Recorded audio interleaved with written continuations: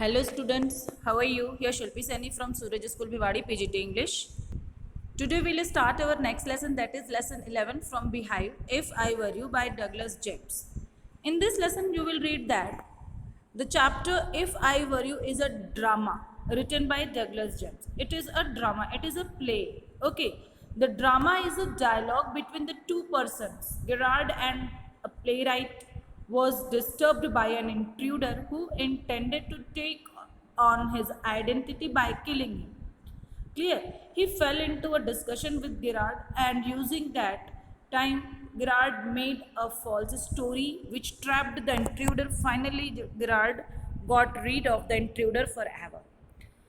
जैसा कि आपने इसमें देखा कि ये जो लेसन है इफ़ आई वर यू, अगर मैं तुम होता, ये जो डायलॉग है ये इंट्रूडर मीन्स घुसपैठिया, विदाउट इन्फॉर्मेशन आपके घर में घुस आए उसे इंट्रूडर कहते हैं। तो ये जो है कहता है कि काश कि मैं तुम होता या मैं तुम हूँ।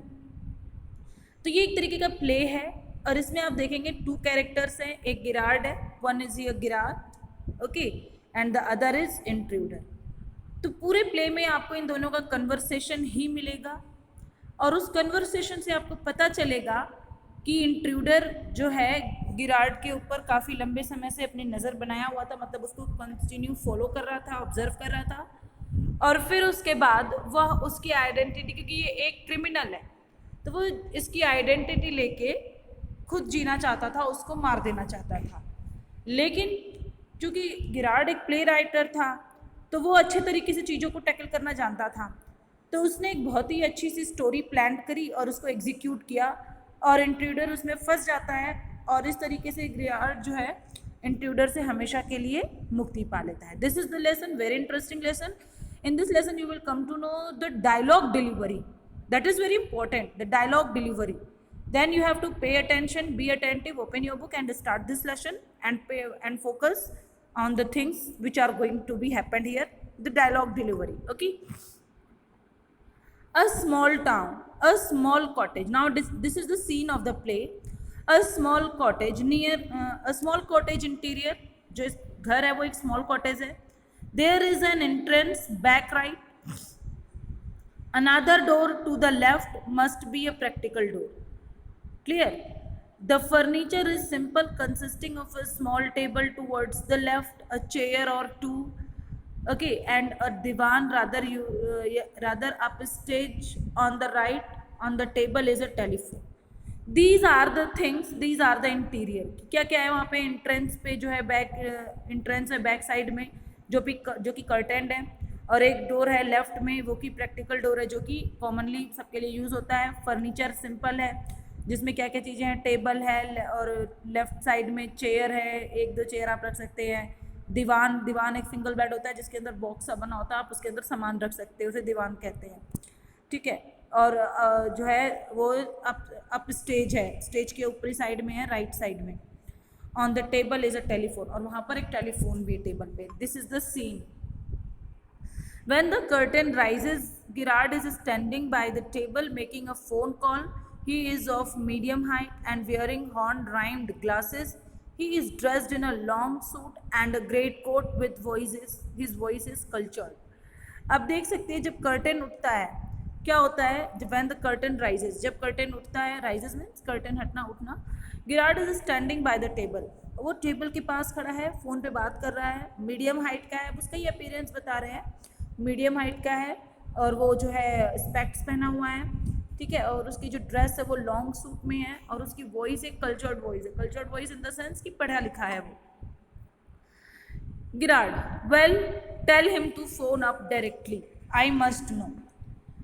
गिरार्ड कहता है अपने फ़ोन पे वो बात कर रहा है, this is the conversation on phone, कि उसे कहो कि डायरेक्ट फ़ोन करे, मुझे जानना चाहिए। Yes I expect I will still be here but you must not count on that in about 10 minutes time, right हो, good bye. This is the conversation, वो फ़ोन पे बात कर रहा है, ठीक है मैं वहाँ पे आ जाऊँगा, और जो है उसे कहो कि फ़ोन करे, इस तरीके का ये कन्वर्सेशन है फ़ोन पे, ठीक है, वो फ़ोन पे बात कर रहा है कि मैं अभी वहाँ पर आ रहा हूँ, ठीक है। And then he puts down the phone and goes to the divan on the left where there is a traveling bag and starts packing. Okay, and while he is thus engaged, another man similar in build to Girard enters from the right silently, revolver in hand. He is flashily dressed in an overcoat and a soft hat.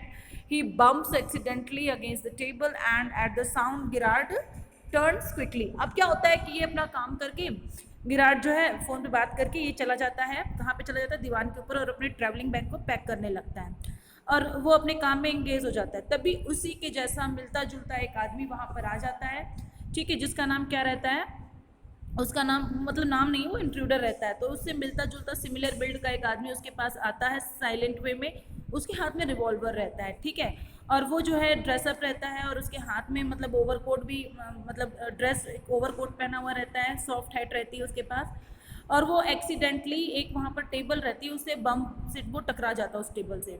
And at this sound Gerard turns quickly, और जब वो टकराता है तो उसकी जो आवाज़ होती है उससे जिराड तुरंत पलटता है। क्लियर? फिर उसके बाद Girard pleasantly, why this is a surprise mister intruder, I am glad you are pleased to see me, I don't think you will be pleased for long, put those paws up. अब Girard कहता है pleasantly, मतलब कि ये तो बहुत अच्छी बात है, आप ये मेरे लिए सरप्राइज है मिस्टर, क्योंकि उसे नाम नहीं पता है तो वो ऐसे ही बात करता है, उसके हाथ में गन भी तो रहती है। इंट्रूडर आई एम ग्लैड, फिर इंट्रूडर कह रहा है कि मैं खुश हूँ कि तुम मुझे देख के खुश हो, और मुझे नहीं लगता कि तुम्हारी खुशी ज़्यादा लंबे समय तक रहेगी, अपने हाथ को ऊपर करो, हैंड्स अप जिसे हम कहते हैं। Girard nonchalant is your words, I think, कि क्या बकवास है ये। Intruder thanks a lot, you will soon stop being smart, I will make you crawl, I want to know a few things see. अभी कहता है इंट्रूडर कि धन्यवाद बहुत ज़्यादा, लेकिन तुम जल्दी ही स्मार्ट बनना बंद कर दोगे और जल्दी ही मैं तुम्हें घुटनों पे ले आऊँगा। I want to know a few things, मैं कुछ चीज़ों के बारे में देखना चाहता हूँ, जानना चाहता हूँ बस। Girard, anything you like, I know all the answers. But before we begin, I should like to change my position. You may be comfortable, but I am not. अब गिराड कह रहा है कि जो भी तुम चाहो कर सकते हो, ले I know all the answer, मैं तुम्हारे सभी क्वेश्चंस के आंसर जानता हूँ जो तुम पूछना चाहते हो, लेकिन एक बात का ध्यान रखना, बट बिफोर, क्योंकि हमें जब भी हमें अपनी बात शुरू करने से पहले आप भले ही कंफर्टेबल पोजीशन पे, लेकिन मैं कंफर्टेबल नहीं हूँ, क्योंकि ये तो अपनी पोजीशन अच्छे से बैठा हुआ था या खड़ा हुआ था जो भी था, लेकिन गिराड जो है वो कंफर्टेबल नहीं था, क्योंकि वो तो काम करते हुए पलट के देखा था उसे। इंट्रूडर उसे कहता है सिट डाउन देयर, कि वहीं पे बैठ जाओ, and no funny business, okay, motions to a chair and seats himself on the divan by the back. Now then we will have a nice little talk about yourself. अभी कह रहा है कि वहाँ पर बैठ जाओ, कोई बकवास, कोई बिजनेस, कोई फालतू की चीज़ें नहीं, आराम से वहीं पर बैठ जाओ, ठीक है। Now then we will have a nice little talk about yourself, अब हम तुम्हारे बारे में एक मतलब कि कुछ डिस्कशन करेंगे। तो गिराड कहता है at last sympathetic audience, I will tell you the story of my life, how as a child I was stolen by the gypsies and why at the age of 32 I find myself in my lonely access cottage, how। अब Girard कहता है एक sympathetic audience की तरह, यानी कि एक मतलब कि एक दयनीय स्थिति में वो कहता है कि अच्छा अब मैं तुम्हें ये बताऊंगा कि मेरी स्टोरी कैसे, किस तरीके से मैं जब बच्चा था तो मुझे चुरा लिया गया जिप्सीज के द्वारा। जिप्सीज एक तरह की मतलब गैंग आप कह सकते तरह की जाति होती है जो कि इस तरह की हरकतों समय किया करती थी, तो क्या मैं उनके द्वारा चुरा लिया गया था, या 32 एज में मैं किस तरीके से अपने इस एक्सेस कॉटेज में अकेला पाया गया। Access is the name of place जहाँ पर जिराड रहता है, उस कॉटेज में जो वो जगह है उसके लिए यूज हो रहा है word access. Intruder keep it to yourself and just answer my question, you live here alone, why do you. अब इंट्रूडर कहता है कि ये सारी बातें ना अपने पास रखो, जो मैं पूछूँ उसका आंसर दो कि क्या तुम यहाँ अकेले रहते हो, क्या तुम रहते हो अकेले यहाँ पे। Girard, I'm sorry, I thought you were telling me, not asking me. A question of inflection, your voice is unfamiliar.